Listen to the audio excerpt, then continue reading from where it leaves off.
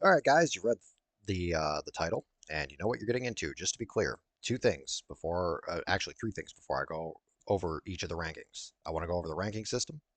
I want to be clear that none of the Warbonds are actually bad in this game. Just select items in the Warbonds. And that this is purely opinion, formed through having unlocked each Warbond myself and used them. Obviously, some Warbonds don't suit my playstyle, so I'm trying to be objective as possible here. Some of these Warbonds I like better than the others, and some of the rankings I shocked myself with. I tried to be as objective as possible. I'm not going to go over Helldivers Mobilized because I would be here all day, and it's a free Warbond. This is only unlockable Warbonds. So let's get started. Rank 22, ODST. Oh, I should mention that real fast before I actually get into it. The 22nd rank is the worst. First is the best. I'm going to go in descending order from worst to best. So ODST had to go somewhere, and I kind of felt like after Redacted Regiment came out, it put ODST to shame in terms of a stealth warbond. It is still a great warbond, but it isn't. If you're into stealth gameplay, unlock Redacted over ODST. Don't waste your credits on ODST if you're looking at a stealth warbond. But I will go over what's in it and what it does. So the perk, which I'll go over first, is Feet First, which is honestly the most useful thing on the Warbond, in my opinion. Your legs cannot be crippled when this perk is on. It also helps you out with POI scanning and it makes you harder to detect as well. So it's a decent perk, but again, something had to go last, and ODST is on that chopping block. The next thing is the MA5C. Being medium pen did give it some advantages the rest of the weapons in this Warbond didn't get, but at 32 rounds a magazine, with its rate of fire, I didn't think the mag size was worth the trade-off in a themed Warbond for a reliable medium pen weapon. I do know I do know Halo fairly well. I am a longtime Halo fan. Some of my best memories are playing Halo. I know it's a themed warbond. I understand it's themed for Halo 3 ODST, but the Halo Combat Evolved Assault Rifle is the exact same weapon model. Exact same weapon model with 60 bullets in it. You could have just used that. All right, I'm not complaining about how well the Warbond was done because by comparing what 343 and Microsoft have given the Halo, like what games and companies Halo has been allowed as media in.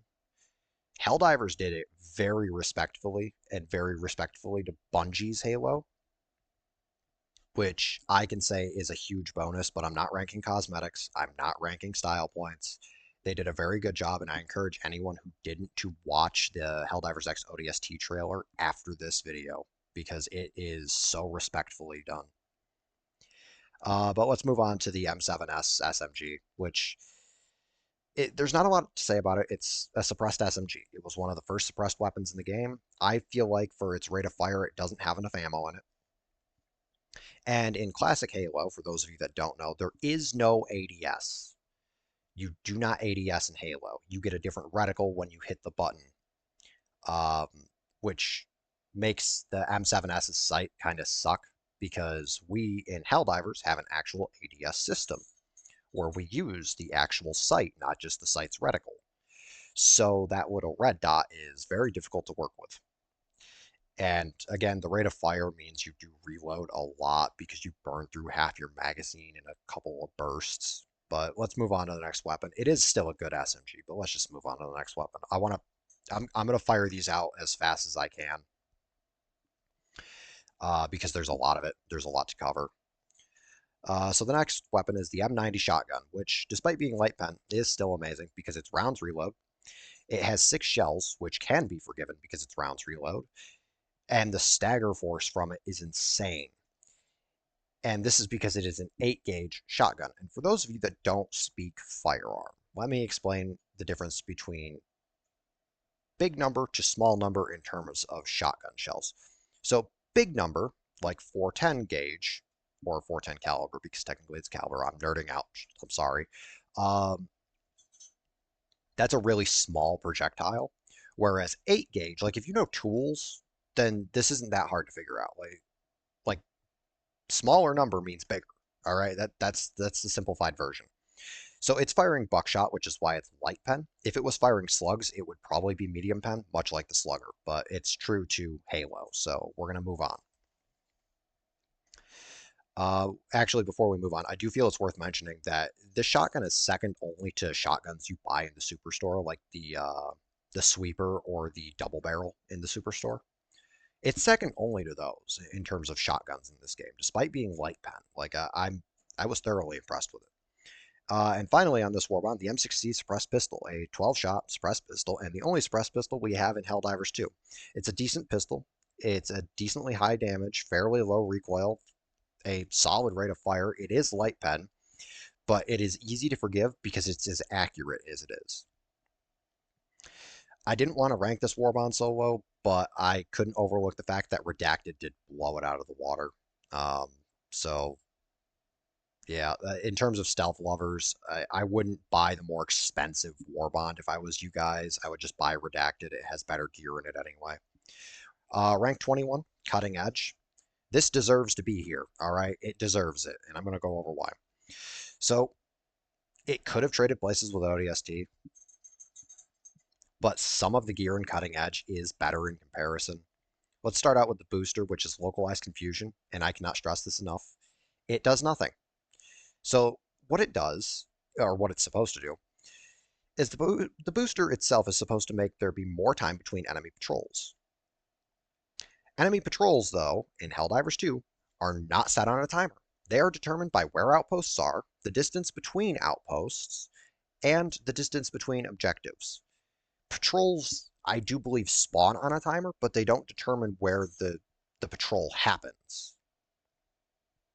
So if you're near an outpost, there's a good chance that even with this booster on, you're going to see a lot of patrols.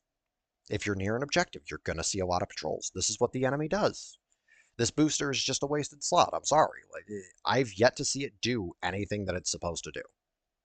All right. Now for the armor perk, Electrical Conduit, which is it protects you from arc damage by 95%. That thing that 85% of the time, arc damage is a friendly fire statistic. Sorry. It's a friendly fire statistic. There's only 2 enemies in the game that do arc damage at all. And when this Warbond came out, they didn't even exist yet. And those 2 enemies are the following. The Harvester, and they're both on the Illuminate front. The Harvester and its 2 fins on the top and bottom of its head. And if you break those fins, it's not a problem anymore. He can't do arc damage to you. And the Shockspire, you can just blow up with a grenade. Easy fix. Easy fix. What's sad about that is that was the 3rd Warbond in the game. But I do have a small story that I'm going to tell about ARC users and, well, some ARC users. I will not lump you all into the same category. So ARC build users, they're very heavy on the team killing. But we had a guy on a team one time. I was on a team one time with this guy, and I was not hosting, by the way. So I was busy trying to get the host to like kick this guy because he was accidentally, in quotation marks, killing everyone. We had 24 lives when we started the mission. We got down to 3 by the time this guy got kicked. He had a full arc build. Arc guard dog, arc thrower, arc blitzer, arc grenades, arc based armor. And he just kept rinsing us.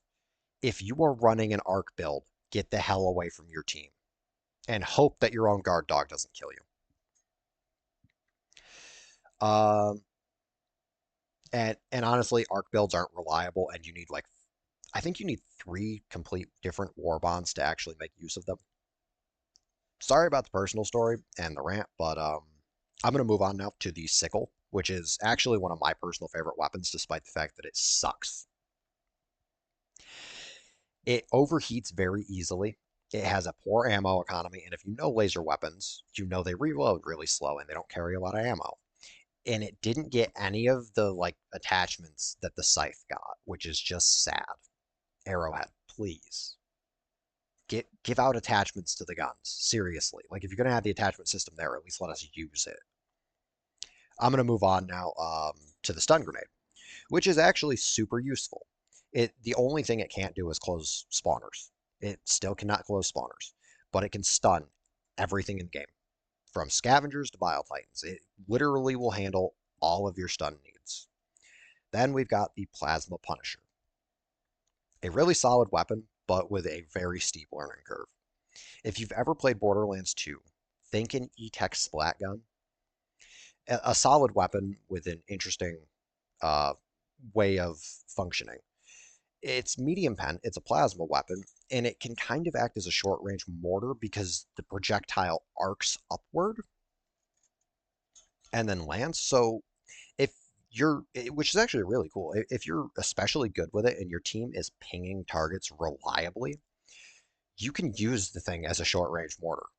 And it is probably one of the coolest things you can do in this game. Next up, we're going to move on to the dagger, which is a reliable energy sidearm. I would argue more so than the Talon in terms of ammo economy for sure. Despite being light pen and a solid beam, it does a ton of DPS and it sets enemies on fire. And if you're careful, you will literally never have to reload it. And finally, let's talk about the Blitzer. It is a decent weapon with one big drawback. Which this drawback isn't as bad as the arc throwers. Same issue, but it can unintentionally kill teammates. It is medium pen. It has infinite ammo. But because it is an arc weapon, it will ignore the enemy in front of you to hit the teammate on your left. Or just you. It might just kill you. It's just a danger to the team. Don't use it. Don't use arc weapons, guys. Not unless you're a solo player, and even then, don't use them anyway. You're just hurting yourself. All right. Rank 20. Force of Law. So, Force of Law is technically a themed warbond surrounding the police force, and it's aimed at maim instead of kill. And it's a themed warbond, and it does that very well, with the exception of the canine, because that's just a theme killer. But let's start out with the armor perk, Ballistic Padding, which gives 25% resistance to explosive damage, resistance, and chest damage. Like it gives 25% resistance to explosive damage and chest damage, and prevents all bleeding to the chest. I personally like to call it an improvement on Democracy Protects, because that's kind of what it is. The only bad part about it is it's in this Warbond. Next up on this Warbond is the Pacifier, the weapon we all really want to like, and none of us can actually sit down and like it. It's a really good stun weapon with a 40-shot magazine and medium pen. Its literal one downside is it has the lowest damage output in the game at 55, I think it is, making it completely and utterly worthless in a gunfight. If it wasn't for the stun capacity, it would be completely and utterly unusable. But if the whole team is running it, I will warn you now that if your entire team is running this damn thing, you're not going to complete a single objective because you're not going to walk 2 feet from your spawn. You're just going to get overrun. Next up is the Stun Pods booster. And while not the worst booster in terms of team killing capability, I would argue it's only useful if you use Hell Pods as a weapon too. The problem is that it affects the whole team when you take a booster. So even if you use your Hell Pod as a weapon, your teammates probably don't. So you may end up harming your teammates inadvertently, which is not something you want to do in Helldivers. It's a good way to get kicked from a lobby, honestly. Now let's talk about the de-escalator. Sorry about that. This is a weapon that I personally wanted to like. It is a cylinder-fed, medium pen, arc grenade launcher, but the problem with it is it's wildly inconsistent. To be overly effective on anything, although against Voteless, it can be pretty fun nonetheless, honestly. I really enjoy using it against Voteless. I don't know why. It's just fun. Give it a try one of these times, I guess. It's not the worst weapon, but it's not the greatest, I guess is the best way to say it. Oh, and it is worth mentioning it does have rounds reload. Now, let's talk about the elephant in the room, the guard dog canine, the worst guard dog of them all. This guard dog comes equipped equipped with the dreaded Arc Thrower. Even playing solo, this guard dog can and will kill you. Don't take it. Just shelf it. Oh, and I have done this before, so I'm just gonna say it. Don't accidentally mistake it for a shield generator. I have done that before, and then I just refuse to use my backpack. Nobody said I was the smartest Helldiver. All right. All right, and finally on Force of Law, the Urchin Grenade, which, while it can't close spawners, and it is technically worse than our normal stun grenade, purely because it doesn't have a radius. Otherwise, it's actually extremely effective. And on difficulties where you can roll missions like kill Bile Titan or kill Hulk, if you stick it directly to your target, it'll just keep them stunned like an EMS strike while you basically murder, like you just eliminate them after that. It's just pure stun, and they will stay stunned for as long as the game is there. But I wouldn't unlock Force of Law purely for this grenade. I wouldn't do it. Like in comparison to all the other gear, like you get a good perk and a decent grenade out of it. That's why it's ranked so low. Like it doesn't have enough in it. Rank 19, Polar Patriots. Please don't crucify me in the comments for that one. I know it. I know it's a good Warbond, but fuck it. I put it here for a reason. For starters, all the perks on this Warbond are reused, which is not a bad thing, but it does turn them into just cosmetics, so I'm going to ignore them entirely. Next up is the booster, Motivational Shocks, which it's supposed to make you move out of being stunned faster, I guess, or something like that, but I don't think I have ever seen it actually work. I have used it before, and I don't think it has ever worked. So I'm just gonna move on after. Like I would just shelf it after that. Like honestly, just shelf it. It's a wasted booster slot. I'd rather just take the stun and fight rather than take a worthless booster. So we're just gonna move on. The Tenderizer, a solid AR with the highest AR. It's the highest damage AR in the class. 35 shot magazine, light pen. It is basically the battle rifle from Halo with a couple of extra perks. So one of the things you can do with it is you can change its rate of fire like one of the machine guns, or like any of the machine guns, really. You can change its rate of fire, and you can change it to auto, burst, semi, like all that normal stuff. But one of the things you can really do with it that's nice is you can make it fire faster or slower, turning it into a precision weapon. It is basically the battle rifle from Halo, though, and that's not a joke. When the devs went over this weapon in an interview, they said if you know, you know. And it is designed very much so, very similarly to the battle rifle from Halo. That's pretty much what it is. So I'm just going to move on now. I'm done talking about it. The next primary in this is the Pummeler submachine gun, a concussive submachine gun that stuns targets, a reliable SMG that honestly gets slept on more than it should purely for being concussive, which people like myself remember a time when it first came out where it was actually called explosive. But they changed it because it wasn't actually explosive. They didn't change it from being explosive. It literally didn't do an explosive effect. Um, where was I? It didn't actually do the explosive effect at all. It's a reliable stun weapon with 45 shots, light pen, just like the Defender. It's one-handed, and it is worth giving a try. Not necessarily worth unlocking an entire Warbond for, but it is worth giving a try. And next up, we've got the Incendiary Impact Grenade, which I love impact grenades, I do, but they make it very difficult to close spawners, especially like a bot fab. They are amazing for crowd control, though. Especially this one because it's incendiary, and with the with fire having recently gotten that buff that it desperately needed, incendiary anything is now amazing, honestly. Next up is the Purifier, which I didn't mind using at all. I actually like it. If you charge it up, it does additional damage without wasting additional ammo. It only consumes one ammo per charge. All it does is take more time. Like it doesn't. It has slightly less ammo than its counterpart from Helldivers Mobilize, but it does more damage and is medium pen. All the plasma weapons are medium pen, though. I feel that is worth mentioning. and all of them are explosive, regardless of charge up. So at extremely close distances, like within 5 meters, it can be a little dangerous to shoot at something. But otherwise, it's fine. And finally, on Polar Patriots, the verdict: a 12-shot medium pen semi-automatic pistol. Now, for reference, this used to be our best sidearm. Uh, I'm sure somebody will remember that the Senator used to be medium pen. And back when this Warbond first came out, we only had 6 sidearms, and only one of them was medium pen, up until this Warbond dropped.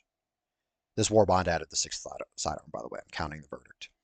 Um, so the Senator was medium pen and only had 6 shots in it. So the verdict was this immediate glow up because it has 12 shots. It fired faster. It reloaded faster. It was more reliable sidearm. Yes, it has some recoil that takes some getting used to, but honestly, once you get used to it, it's a reliable head tapper of a weapon. All right, rank 18. So this is ranked as low as it is, Freedom's Flame is ranked as low as it is because it's a meh warbond. The armor has only really got 2 uses, and the weapons are a playstyle more than an actual warbond. This is a playstyle where um, role playing is a big thing as well, I feel like.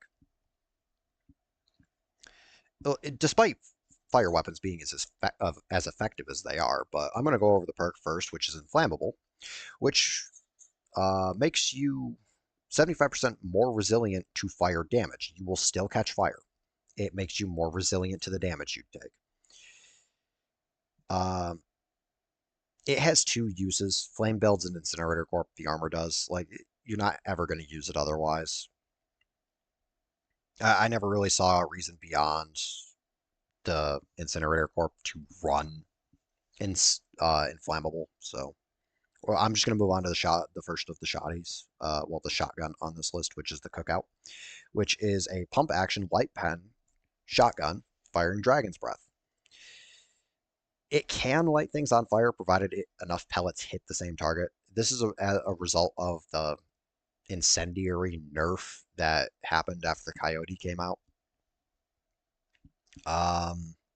So anything with incendiary pellets kind of got a little worse after that, which I'm sure we all remember those times very, very poorly. I personally am not a huge fan of what that change was, but yeah, it happened, and it's over and done with now. We've adapted. Next up is the Torture, our flamethrower primary, which isn't. I didn't find it to be good or bad. I kind of found it to be meh, mostly because the ignition time before it actually starts spitting flames is slow. Not intolerably slow, but just a little slower than I would personally prefer. If you can work with it, you can work with it. Next up is the booster, and I swear to God, if I see anyone using flaming hell pods, I will shoot them and court-martial them. Not kidding. I had a guy, and I'm not joking about this. This isn't a made-up story. I had a guy on Cyberstan running this booster. We wonder why we failed on Cyberstan.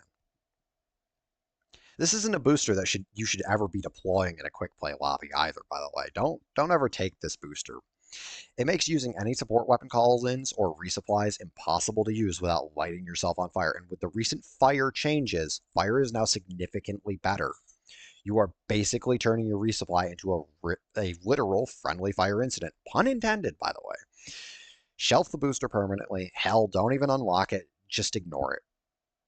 Yes, I am extremely biased towards this particular booster, but I'm serious. This is ridiculous. It shouldn't even be in the game. Stun pods can be forgiven.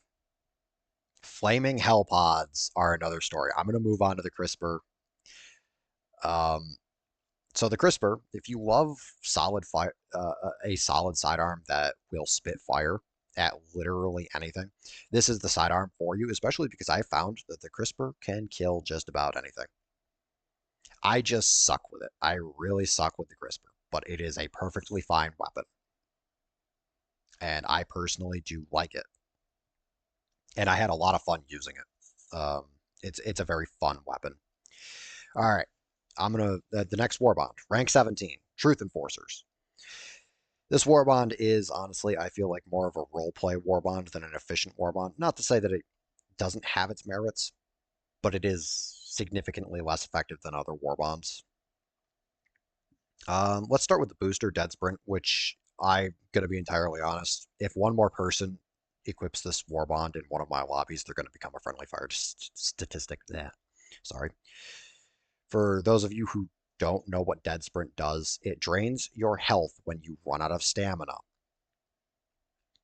This booster punishes heavy armor users and rookie Helldivers and is a literal team kill booster without the person who selected it actually being blamed for team killing, because you technically self-terminate with it. It does get effective if you select vitality and stamina enhancements alongside it and use light armor, as it will minimize the damage you take and maximize your stamina, but there are just better boosters. Just shelf it, especially when playing with new Helldivers, because they're not going to understand it.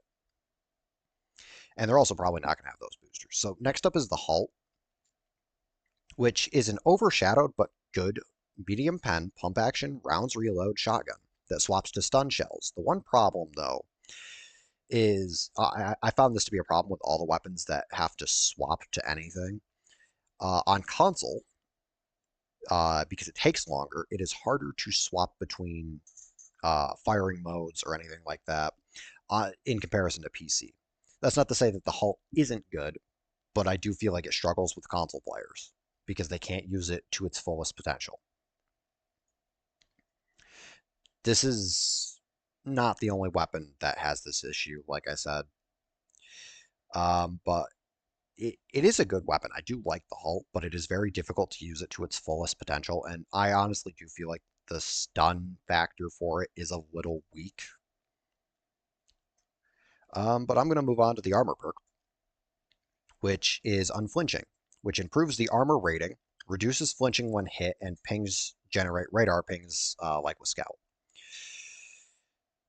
That will show you where the enemies are. Honestly, it's not an awful perk, but in my experience, the reduced flinching doesn't always work. And I am not talking about shrugging off direct hits from Devastator rockets. I'm talking about just basic weapons fire, or just like a basic enemy hitting you.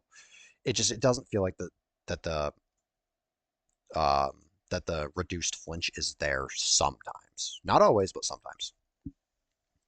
Next up on the Warbond, the Reprimand, which I personally don't enjoy, but I do respect people that can use it effectively. It is a two-handed medium pen submachine gun sporting a high recoil and a 25, yes, you heard me, 25 shot magazine.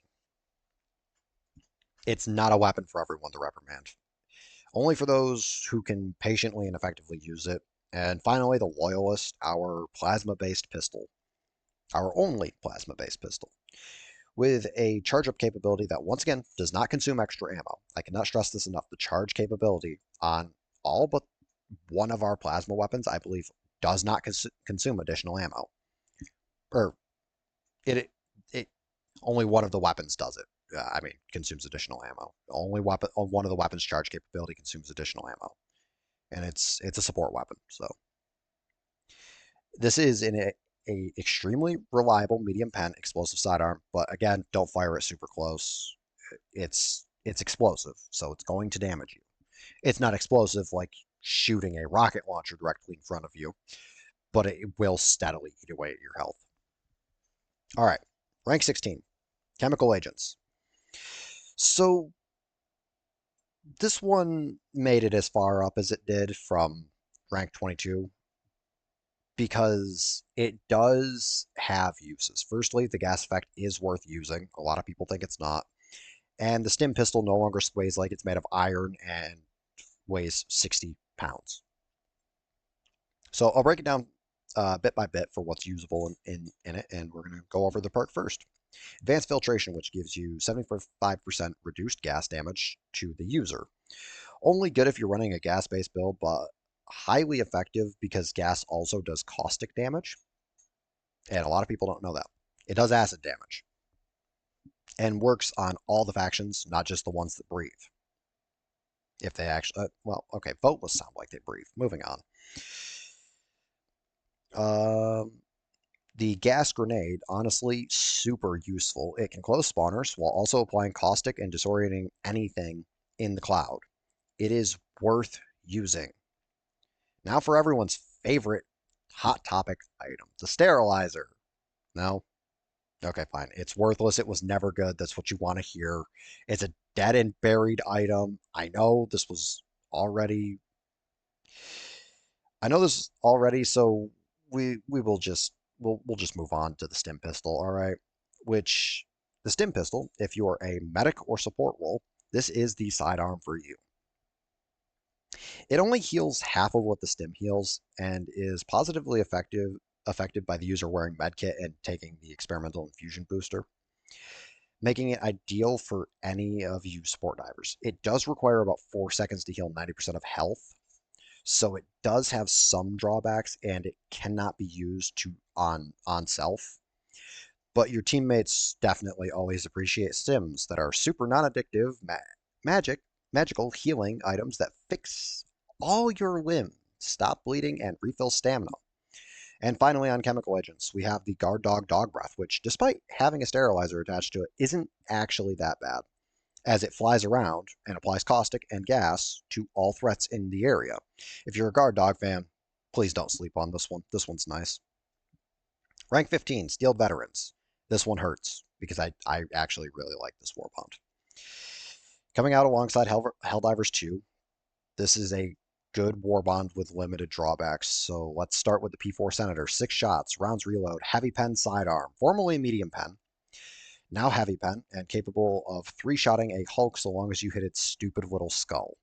Next, Liberator Concussive, formerly known as the Explosive Liberator or Liberator Explosive, you know, much like the Pummeler, light pen, stun, slow rate of fire, except the Liberator Concussive has a 60-round magazine on it defaultly.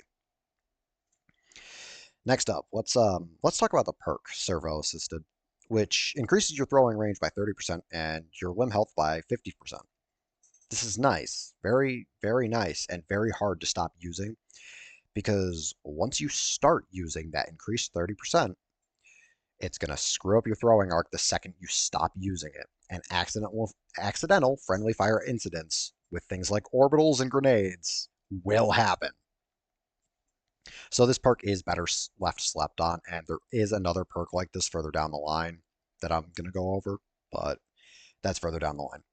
Next up is the Incendiary Grenade. Honestly, it's reliable and it's easier to close spawners with than its impact counterpart.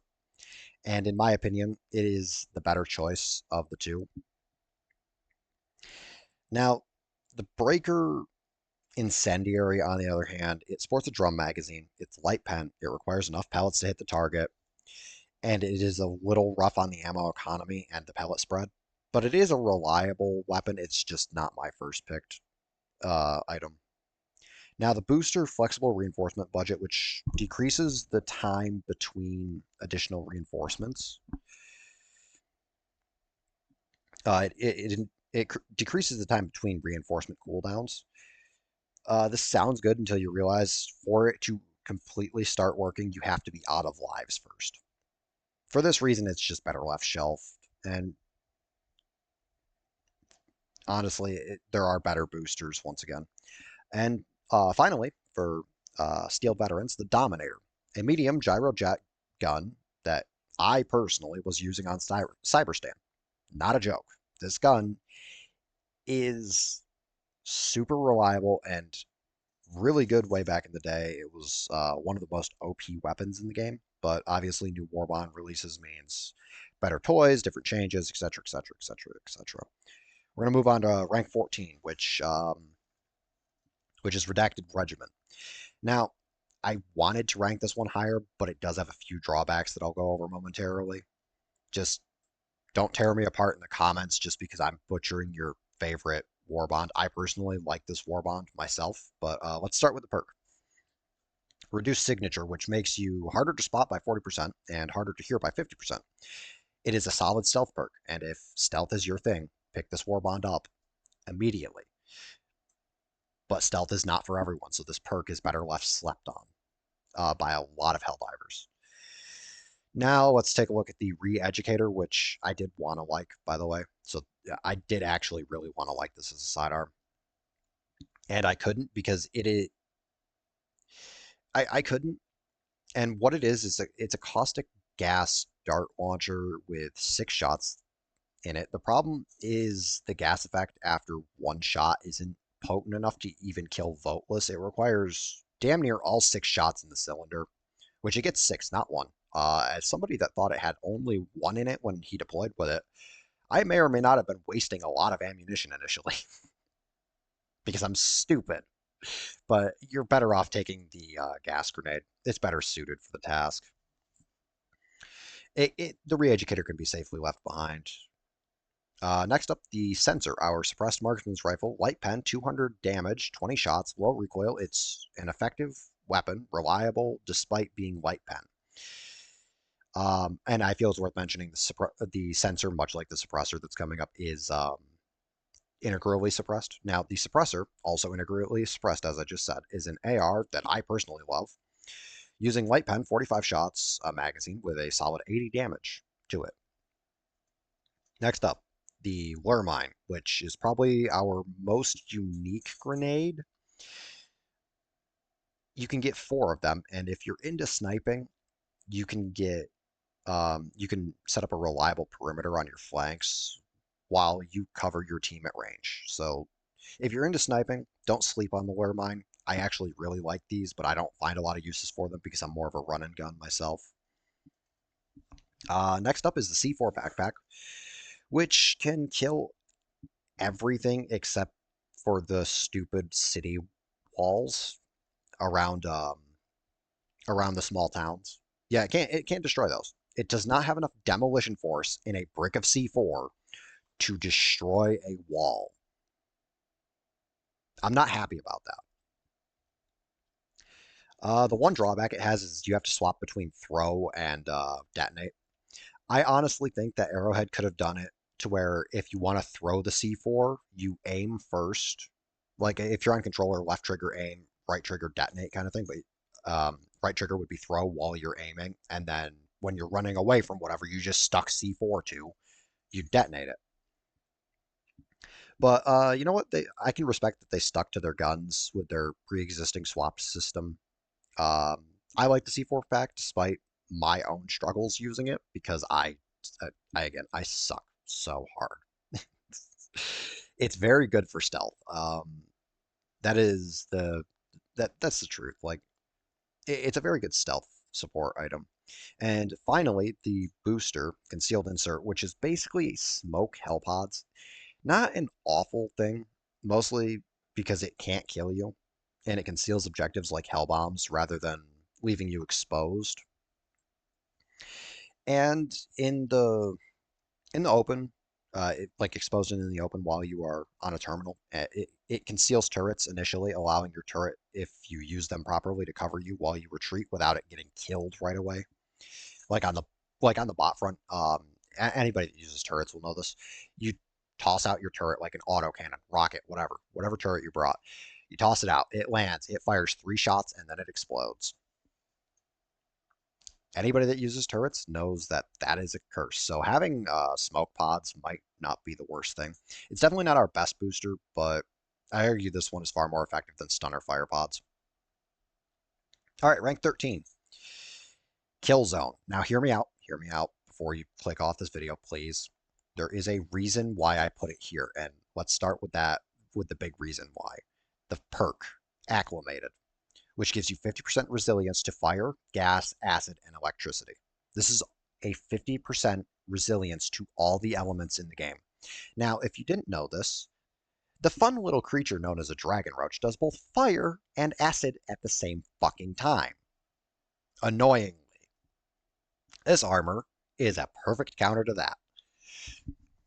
Yes, the Warbond is a little expensive, which is why I didn't put it up further, but it is a very good perk. It's one of the best perks in the game, in my opinion, just because it does all that resilience work. So next up, the Sta 52 AR. It has a high rate of fire, 52 shot magazine, and is light pen with 90 damage. Now, my one complaint with it being a Killzone fan Uh, when it was brought back recently, it lacks an underbarrel grenade launcher from Killzone, and somebody correct me if I'm wrong because I can't remember and I'm not looking at it right now. But didn't we get Python commandos before the Killzone drop was permanent? So we had an underbarrel weapon at that time. Somebody correct me in the comments if I'm wrong, but I I think we did. And I'm gonna move on now. It's a small complaint, but I personally played Killzone a lot, and I really liked it. And I liked the underbarrel shotgun that was on the Helgist rifle, which is what this gun is. Anyway, I'm gonna move on to the accelerator rifle. I'm done complaining. It's still a great weapon. I still love it personally. Now, the accelerator rifle is a multi-shot charge plasma marksman's rifle. It's reliable for our snipers. I would say it's worth it, but rough on the ammo economy and a little rough around the edges. It's medium pen with 250 damage, and apart from being slow, I'd say our some of our best snipers would be able to make wonderful use of it. And finally, on the kill zone list, the Stahl 11 SMG, the Bison of Helldivers. If you like the SMGs that are one-handed, high rate of fire, this light pen 48 shot handed one-handed lawnmower is for you. A little slow on the reload and a little high on recoil, but it makes up for it by being one-handed, honestly. I still don't recommend unlocking this Warbond right away because it's a 1500 credit Warbond. But I figured ranking it a bit higher than the others on the reliability basis, even if the weapons struggle with ammo economy. It's nothing a supply pack won't fix, you know. Like I felt like that one deserved a bit more love. Oh, also I feel it's worth mentioning as well that in the wonderful devs at Arrowhead actually did us a huge favor. So they when they took away the Killzone Warbond and then brought it back, anybody that bought even one article of equipment on the kills from Killzone got the entire Warbond for free. That that's a real thing. Ask somebody that you know that actually played the game from like launch date and actually got something. They might have got the Warbond for free. So moving on to rank 12, Borderline Justice. All right. So Borderline Justice, if you enjoy role playing as a space cowboy bounty hunter, this is definitely the Warbond for you. Go unlock it, then start. Uh, go unlock it. Like, but let's go over the weapons and perk. So let's start with the Deadeye. This is our lever action rounds reload medium pen marksman's rifle doing 300 damage. The Deadeye can be a sniper's best friend or a mainline combat weapon and thrive. And while it is not personally my favorite weapon, I do respect people who can use it effectively. Next up, the perk Gunslinger. And while this is attached to my favorite set of armor in this game in terms of cosmetic, it is not the best perk in the game. And I like this perk when I use certain sidearms, but beyond that, it's not that good a perk. And that's only because it buffs only sidearm stuff. So it buffs sidearms in the following ways: reload speed by 40%, draw holster speed by 50%, and sidearm recoil reduction by 70%. If you rely heavily on your sidearm and aren't using a sidearm like the grenade pistol, the ultimatum, or the new missile pistol, this is the perk for you. And let's talk about the reason why that perk was created. The Talon, a medium pen, break action, laser revolver. The Talon does 200 damage, but has one big problem. It overheats super easily. And if you know laser guns, you know reloading them takes longer and you do not get that much ammo for them. The Talon runs out of ammo easily, but it is a good sidearm. Now let's talk about Dynamite. Oh, Dynamite, Dynamite, Dynamite. The Dynamite has a settable fuse 5, 15, and 60 seconds. It's heavy pen and does 1,000 damage. However, it likes to slide across the ground, and you only get 3 of them, making it not so reliable. Now let's talk about the booster, which is Sample Extractor, which sounds great, giving a 15% chance to extract more samples. Except it only affects common samples. This is a booster better left behind in exceptions where we need to collect samples like major orders. Or I guess if you truly do need common samples, take it. All right, rank 11, Exo Experts. And this is a controversial one, but hear me out because this Warbond, as a Warbond, could have been so much worse. For starters, the mechs could have been 110 medals apiece. Instead, there were 50. Nothing on this Warbond even went over 75 medals. So I'm ranking it higher, kind of based on that, just a little bit. But it does only suit a mech style play style. And I have a problem with the new armor passive and the bug variant that I will get to momentarily. But let's start with the Gallon, which I do not appreciate as a weapon. It's a reskinned knight with the penetration and damage of the Liberator Penetrator. It's a submachine gun with the knight's capacity, fire rate, and attachments. It feels like a lazy weapon, and this is not the first weapon they've done this with. There are others down the line.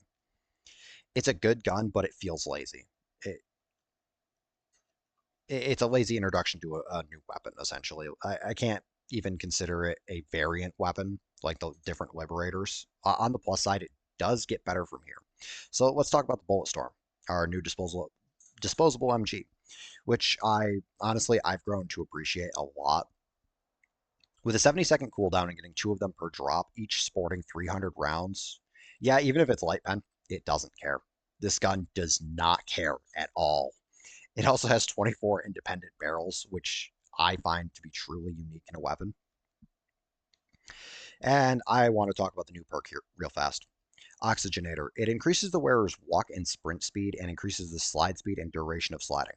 I hate this perk as of making this video right now because it is completely necessary against the new bug variant. I tried Democracy Protects, I tried Ballistic Padding, I tried Peak Physique, and it pisses me off that has been intentionally done. I'm not happy personally that I need to use the brand new perk against the new enemy to not get completely overrun while fighting the new enemy. Like it honestly reminds me of the days with the old Rocket Devastator salvos way back in the early days where Democracy Protects was about the only thing that you could do to thrive on pop missions at all. Like I understand if you disagree with me. I do, but in my own opinion, to not die every 15 seconds or not get swarmed the second you run out of stamina against the new enemy, Oxygenator is almost necessary. I'll stop ranting now and just move on to the first of our new mechs, which the Lumberer is what it's called. For those of you that don't know, it's got a flamethrower and an anti-tank cannon, and I didn't prefer this one, and I don't know why, but and I don't know if it affects the other new mech, the Breakthrough, but or I believe it. I don't know if it affects this mech, but it affects the Breakthrough. For some reason, the Breakthrough cannot carry the SSSD. I don't know if the Lumberer also can't. I do know that the old mechs can, or used to be able to. It's just another one of those glitches that we're going to have to adapt to, but yeah, I encountered that the other day while playing, so I felt that was worth mentioning. So playing around that, but uh, Mech Divers, for you guys, the Flamethrower is always a good choice, and I'm glad our mechs finally did get one. I would have also liked modular mechs as well, but I do feel like this is just as fine. Because to be fair, they could have, if they were going to do modular mechs, I feel like they would have done modular mechs like they would have done armor perks. They would have done them a long time ago. Now it'd be too much work. I mean, even after getting one mech, it would have been too much work. So I wasn't actually a huge fan of the AT cannon. Honestly, it just doesn't do it for me. It's definitely nice to see mechs are somewhat usable now, but the AT cannon I didn't like using. I also don't normally use mechs, but I also don't normally use the tank or the FRV either. So I'm attempting to be objective about it. I want to talk about the missile pistol though, which is probably my new favorite toy. So I know it's medium pen, but I did find a way around it, and I'm going to explain that way. Simply face the enemy's weak point, like the charger's butt or an impaler's face when he's got his tentacles down. It won't matter once you do that. It's one shot, one kill. Easy stuff. Saves on all the AT that all you guys would normally bring. I've even been able to kill things like spore spewers and shrieker nests with it. I haven't taken it to a bot or squid mission yet. I've been bugs all the way lately. But I have no doubt that it would make Hulks cry. and squid spawners tremble in fear when I walk up. So, yeah, I haven't been able to test it on the new fronts yet. And finally, as of making this video, I do have a new favorite mech, being the Breakthrough. And let me explain why for those of you who are thinking that the gun on it is just a shotgun. You are only partially right. What it actually is a heavy pen flak cannon. What that literally means is anything I point this damn mech at is already dead and just doesn't know it yet. The shield I also actually do like because I have melee killed impalers with it just for fun. Yeah, I did lose my mech to mobs, but it was out of ammo anyway, and it was just for fun. The shield does also inflict incoming damage, I did notice. I don't know how much incoming damage. It does it does deflect some. Rank 10. We're gonna move on from the mechs. Rank 10, Entrenched Division. Real fast. I want to point out, just real fast, I am not counting superstore items for this. I am ignoring superstore items. They're not in the actual Warbond. They're just attached to it by name and theme. I forgot to point that out earlier, and I feel like I should just point that out now. So let's start with the Stoker. Light pen, 45 shot, SMG doing 130 damage with a flamethrower underbarrel that is heavy pen. To cover pretty much all your needs with one weapon is a solid, in my opinion. Not to mention how much loadout creativity it does open up just by doing that. Although I do feel like it's worth mentioning that this weapon is a bit of an ammo sponge, so prepare for that. Next, let's talk about the goddamn entrenchment tool, which I do not approve of. It being a secondary, it should have been a stratagem, not a secondary. Like the one that is already in the game, it's just a reskinned version of the same pre-existing item, which not only feels lazy, like with the Gallant, but it feels like a cheap shot for adding a brand new item into the game that already existed into the game and just putting it into a different slot. I'll shut up now about it and move on to the first of the two new perks in this Warbond. So concussive padding, variant Grenadier, which allows the user to resist explosive damage by 50%. And let me just point out, where was this on Malevolon Creek? Seriously, I got Rocket Devastated so many goddamn times. It's just not. I wanted that. All right. And it also allows you to carry 2 extra grenades. Now, for concussive padding variant Hazmat, this also allows you to resist explosive damage by 50%, and also provides an additional 25% damage to gas damage, or reduction to gas damage, I should say, with while also reducing sidearm recoil by 30%.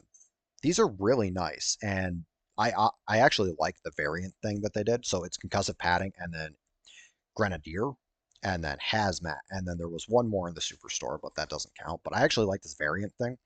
It makes it feel like I'm wearing a different set of armor, not just in like light and medium, which Hazmat's in light and Grenadier's in medium, but it also feels like it is a different armor perk, which is very, very creative, and I hope to see more of that in the future. So next up we have the Giga Grenade, and it is anti-tank, but you only get 2 of them. They are very heavy and very hard to throw properly, but honestly, in my time using them, they did produce pretty good results against various tank class enemies. Just make sure you throw it far enough. Otherwise, you will be tiny little chunks. Next up is the gas mortar, and I have nothing but good things to say about the gas mortar. For starters, it's been a long time coming since we got this thing. The cooldown is perfect, so as long as it doesn't get broken early, the gas mortar can almost be immediately replaced, if not immediately replaced, with a new one when it runs empty. It applies the gas effect and leaves a cloud behind. Most mob class enemies die outright after 2 or 3 salvos, and it will kill enemies like Devastators and Overseers with ease. Basically, it's like an orbital gas strike, but better because there's more than one shot. The only downside is that, like with any mortar, it needs protection and a reliable position to actually hit targets. That's it. That's the only downside, and it's just because it's a mortar. Next up, the Cremator. If you like fire and an endless stream of fire that does heavy pen, has a solid range, and kills extra annoyances for you without even trying. Personally, right now, this is one of my favorite weapons to fight bugs with. It's honestly satisfying to use, and I like that I don't have to reload it. And finally, the Veto. which I actually didn't mind the veto as a weapon. It does do the autocannon thing where you can only reload after a certain amount of shots. So you take 6 shots and then you can reload it because it has a 12-shot magazine. This is actually because it uses end block stripper clips, as they're called. Um, it's a little confusing to explain, but it's an old like World War One, World War II era gimmick. Think M1 Garand, essentially.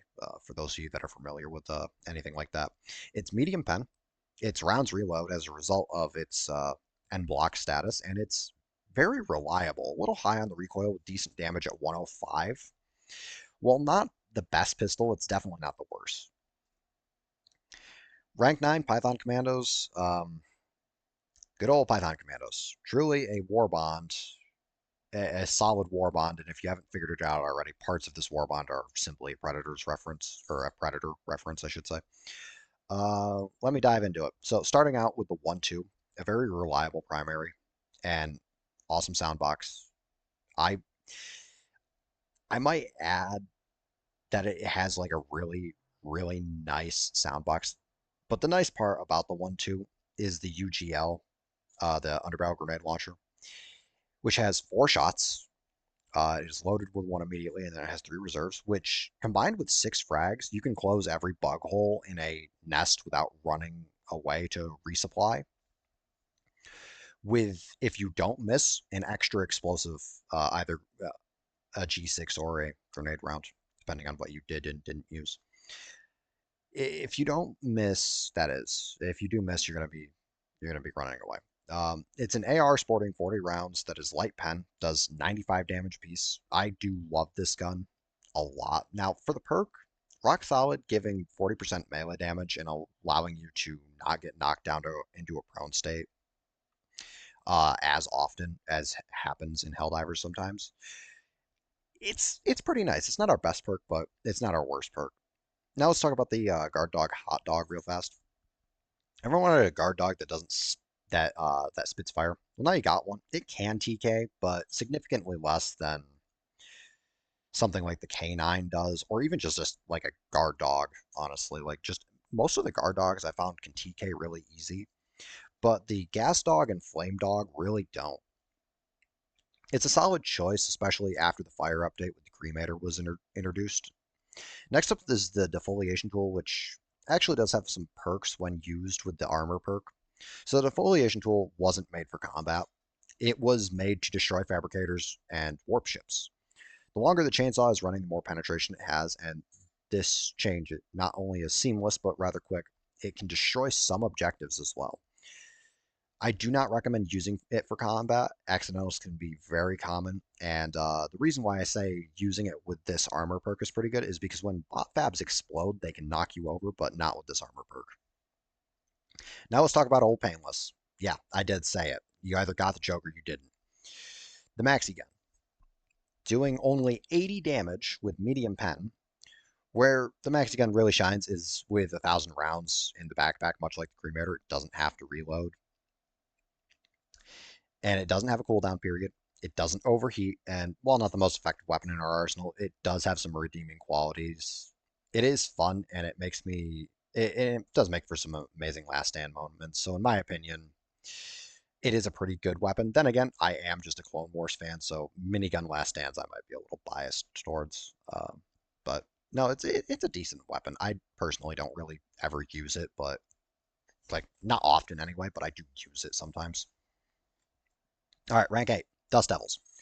I did want to put this I wanted to put this higher in the ratings in terms of like where it goes.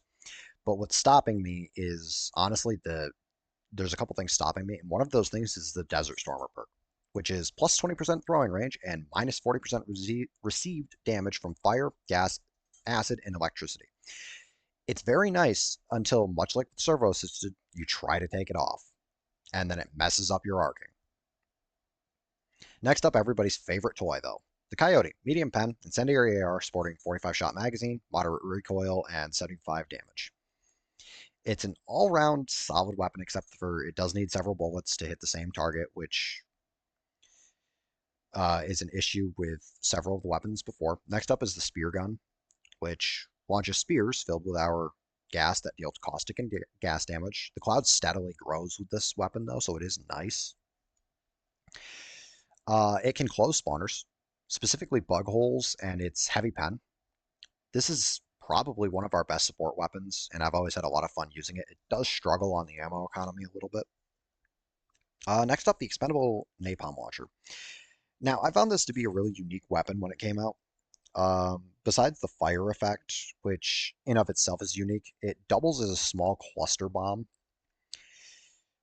of a rocket launcher. So, and you get two of them from the same health pod. Additionally, it has a cooldown time, making it reliable for expendables and expendables only loadout. And because fire is heavy pen, so is the napalm launcher. Next up is the solo silo, which has a gimmick many of you won't understand right away when you're using it. So if the solo silo doesn't knock you over and you don't drop the designator, you can keep the designator in your hand and redirect the missile wherever you want it. If you just fire and forget and toss the designator away, it's not going to do you any good. And finally, the pineapple grenade, which I honestly thought was interesting but unreliable. It's basically a baby cluster bomb. It's nice, but not overly effective when detonated on the ground, which means you've got to get the timing and the arcing just right to get it to detonate overhead. And with it being only medium pen, it is more of a horde clearing tool. Closing bug holes with it is unreliable as well, in my opinion. Ranks 7, Servants of Freedom. All right, let's go over one of my personal favorite Warbonds, starting out with the perk. Integrated Explosives, which after about 2.4 seconds, I think it is, the armor explodes after death. You also carry 2 extra grenades. It's a decent perk. Um, it's a decent perk if you die and there's oftentimes enemies camping your body, especially bugs. Now, I'm going to move on to the double-edged sickle because this video is already going on way too long. So I'm going to move even faster, guys. I'm sorry. I want to stop. Double-edged sickle. I personally think this weapon needs to be tweaked a little in terms of how it functions. So basically what it does is as it heats up, its penetration increases. And you can get it all the way up to heavy pen, but by the time the gun itself has probably by that time the gun itself has probably set you on fire or damaged you at some capacity. Um, so it needs some tweaks, especially after the incendiary changes, of course. If you use inflammable armor, it's not as bad, and if you have a medic stimming you constantly, it won't matter. But if you don't, you're gonna be pretty toasted pretty quick.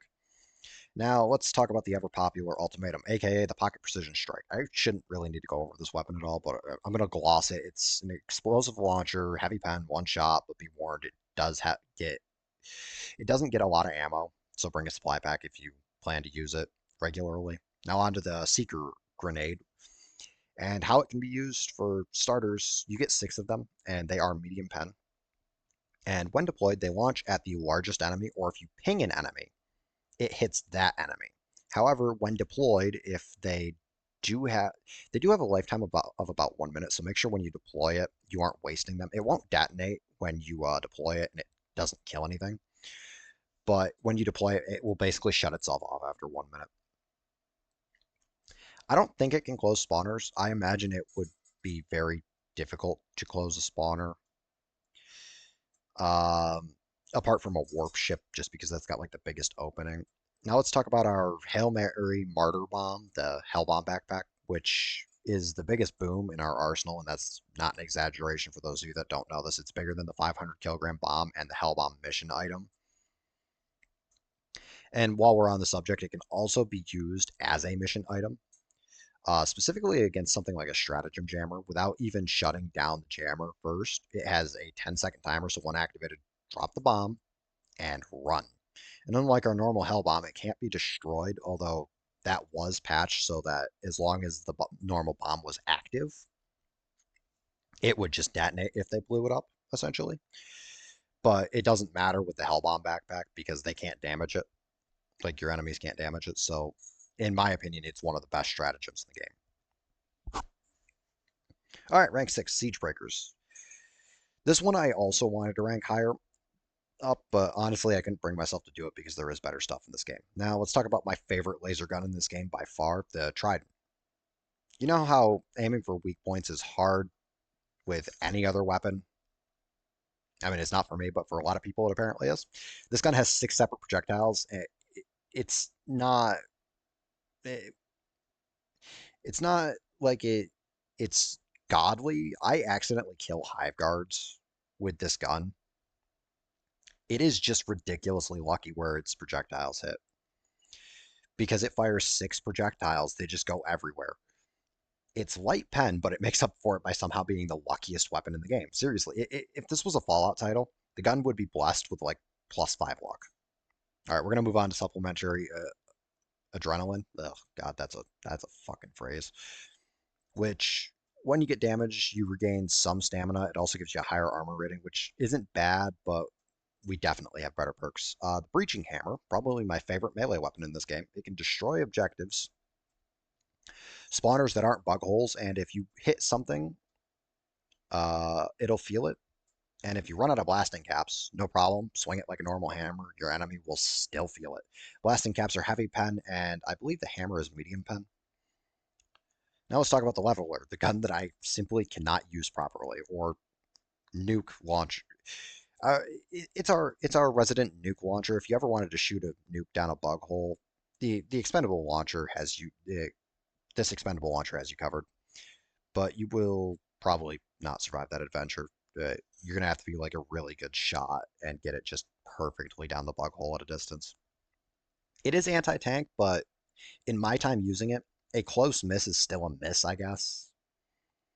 Um, so I had some trouble using it. Now, I'm going to move on to the belt-fed GL, which I honestly liked, but it came at a cost to our normal grenade launcher. So now, as to not be overshadowed, the normal grenade launcher was made heavy pen. Originally, the normal one was only medium pen, but the belt-fed just knocked it out of the park.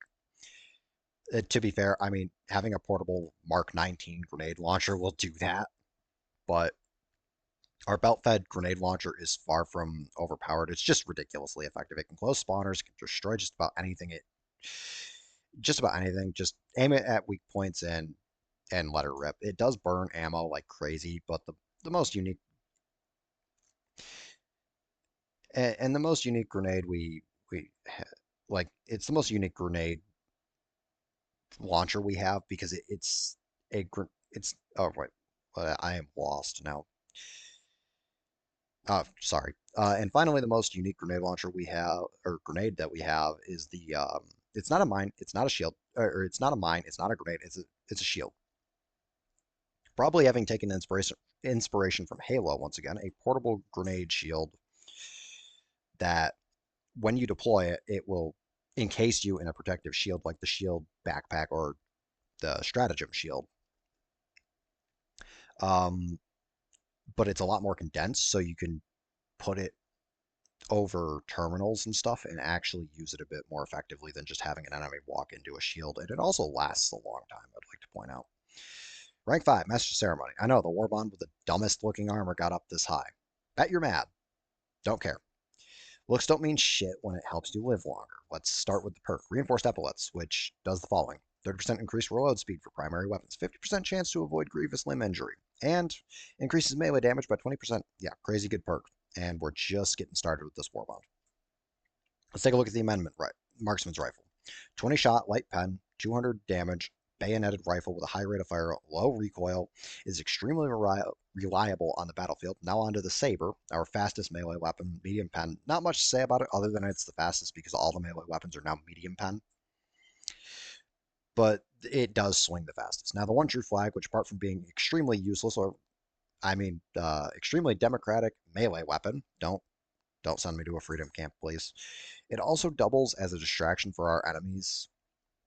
A recent update actually caused it to get enemies to follow whoever or whatever it was attached to, including other enemies. So if you're clever, attach it to an impaler or a tank or something and watches every enemy on the map rushes their own ally. Now the booster sample scanner, which causes more samples to spawn, it can spawn up to 10 extra common samples a mission. It does not affect super samples. Get that idea out of your head now. and I don't think it affects rare samples at all. Maybe maybe it does, but I honestly I don't know. I couldn't find any information on it. I got all the upgrades before I was level 100. This booster isn't even necessary, honestly. I never used it. And then finally the Pyrotech Grenade, which is probably the most unorthodox grenade. It's medium pen, spits fire, and then explodes. It is a literal firework, and it isn't actually that awful. It's just a little odd, a little bit of a learning curve. Rank 4, Control Group. This Warbond ranked high for a reason. You'll just have to trust me. Let's get started with the perk. Adreno Defibrillator, which allows the Helldiver to temporarily stand back up and slowly bleed out, but only if your body is still intact. And if you've ever played Helldivers, you know that that never happens. It also provides an extra 2-second stim duration and 50% resilience to arc damage. Um, Now let's go to our strangest gun in the arsenal, the variable. If you're familiar with Destiny, this gun might remind you of a exotic called Sweet Business, but it is a lot more interesting than a simple Gatling gun. It swaps between auto, Gatling, or auto, volley, and total. My bad. Making it fire like a or I'm sorry, auto or the Gatling mode, volley making it fire like a shotgun, uh, or to total mode, which makes it fire everything at once and then knocking you backwards. It is only light pen, sporting a 49 shot magazine and 85 damage, but it is not reliable. But it is reliable. Sorry, I am losing my shit. Full disclaimer: changing from auto to total does not change the armor pen level. It stays at light pen. I am losing my mind, so let's move on faster. God damn it. Let's move on to the Epoch, a plasma launcher with a serious learning curve because unlike our railgun, it doesn't have a safety attached to it. So when you charge it up, it can go from heavy pen to anti-tank the longer you hold it, but there's a more risk, more reward trade-off to it because it gains a extra armor pen, explosive radius, um, and it does get multiple shots of magazine as well, but it will explode if you charge it too long. The laser sentry, my personal favorite sentry, maybe not the most effective sentry, though it is heavy pen. And much like our laser guns, if it doesn't overcharge, it has infinite ammo. You can only deploy one of them at a time. If you deploy another one, the previous one explodes. If the laser sentry doesn't overcharge, or if it does overcharge, it explodes and creates a small pool of fire. It's nice, but it's not the most effective sentry in our arsenal. Next is the arc grenade, which, believe it or not, is anti-tank. I did look it up. It is anti-tank, but it bounces. Yes, a bouncing arc device. Comforting. So comforting. But somehow is less likely to kill you than any guard dog in the game. It's honestly effective, a little weak in terms of killing. I really can't believe it's anti-tank. And finally, the warp pack, the tool for any Helldiver that who super credit farms, as you can teleport through uh, bunker doors.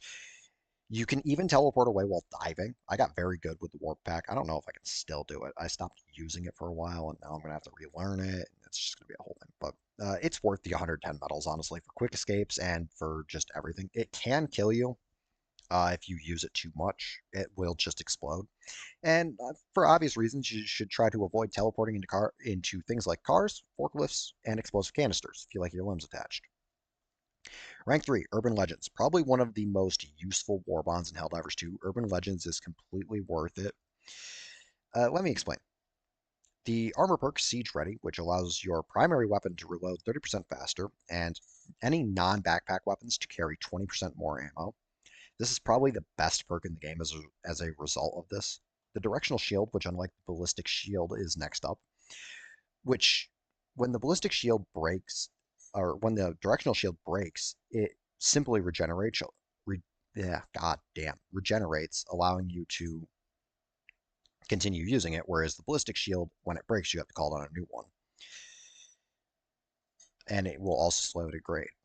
Next up is the Stun Lance, which It was her first ever melee weapon, and it does have the best melee range. When paired with a ballistic shield or directional shield, it makes for quite a lethal combo, actually.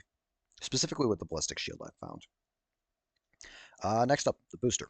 Armed resupply pods, which are situationally good. Basically, how it works is it mounts a liberator on top of the resupply pod. It's medium pen liberator, like with the guard dog variant, uh, and it has 140 rounds to it. It's best for defensive missions, but it is an easily forgettable uh, booster. Up next is the Flame Sentry, which is heavy pen, quick cooldown for respawns, and when it is killed, it has a much larger flame explosion and pool. And finally, the glorious anti-tank emplacement, which is basically the answer to all of life's problems. No one argues with the guy with an anti-tank cannon. All right, like this one's self-explanatory, so I'm not going to bother going into it. It will literally kill everything. Rank 2, Viper Commandos. Now, I did want to put this one at the top. I really did, but I couldn't. There's a reason why. Let's start with Peak Physique, though, which increases melee damage by 40%. This is the armor perk, and reduces the drag on weapons, or on weapon movement. So when you turn your camera, your gun will bob. This weapon reduces that. All right. Then we've got the Liberator Carbine, a Liberator basically with a higher rate of fire. It's still light pen, still has 45 shots of magazine, still has 90 damage. It does struggle with ammo as a result of the higher rate of fire, though, and it does get increased recoil as a result of that higher rate of fire. Then we have the Bushwhacker, a 3-shot shotgun sidearm that can fire one barrel at a time or all 3 barrels for massive damage output. It is light pen and shoots buckshot rounds. The throwing knife, which I believe is silent. It's medium pen. You get at least 20 of them, and it does have 300 damage. However, the arcing I found is a bit strange, so you gotta kind of aim a little low when you go to use them. Then finally, the holy grail of boosters, experimental infusion, which makes stim stronger, increases movement speed by 10%, and gives an additional 10% damage resistance. However, it also adds 25% additional weapon sway to your character while the stim is active, and adds a strange stim haze to it. Finally, number one, good fucking god, finally made it to the final one. Democratic Detonation, the best of the best Warbonds. The armor perks are reused. 2 sets of engineering kit and 1 fortified. So I'll just move on to the thermite grenade. A sticky anti-tank grenade, you get defaultly 3. It burns silent until it detonates, though, which is really useful. The next thing is the Adjudicator Assault Rifle. Medium pen, moderate recoil, sporting a 30-shot magazine and 95 damage. It is reliable, but I would prepare to reload often. Next up is the Booster Expert Extraction Pilot, which a lot of people deem useless, but I think if you're farming, this is a good one to take because it gets you through the extraction process faster and then back into the mission. The next 2 items I do recommend ignoring because they make the game boring. And honestly, these weapons are slow, heavy, and good for doing self-damage. The first of which is the Eruptor, a 5-shot bolt-action heavy pen rifle that shoots explosive ammunition that shrapnels, and the shrapnel hitting a Helldiver can actually outright kill you even if you have full health. If it hits a certain spot, that is. Not to mention the amount of noise this weapon makes, causing more enemies to go to the source of the noise. This is an actual stealth, part of the stealth update. This is an actual thing. This is a real thing. And I'm going to move on now to the Exploding Crossbow, which is a slow-firing, semi-automatic, 5-shot, medium pen, one-handed weapon that is honestly shouldn't exist because it's broken in OP, and you'll probably get bored with it in 15 minutes. It's also a taboo to use, I should point out, so don't use it. The only other reason besides Thermite to unlock this Warbond is the Grenade Pistol. This is a spawner closing godsend of a weapon, a single shot medium pen weapon firing grenades, which are most effective when fired down a bug hole, but it will effectively close any spawner. It destroys illuminate shock towers just fine. It can destroy several kinds of objectives and groups of enemies.